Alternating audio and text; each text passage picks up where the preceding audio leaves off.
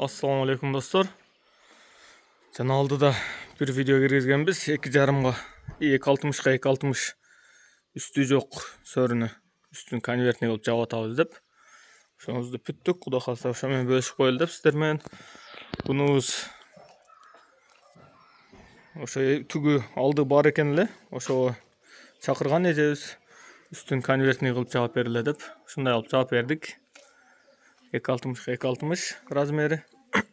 Ар дайым жасагандай эле конвертныйбыз.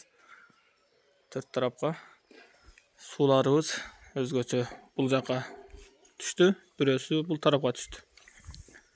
Ушундай кылып кимде ким эски үстү жок сөрлөрүн оңдоткусу келсе чакыра берсеңиздер, ушундай кылып жасап беребиз. Конвертный кылып кааласаңыздар относкат кылып жаап беребиз. Андыктан биз менен болуңуздар. Кызматыңыздардабыз.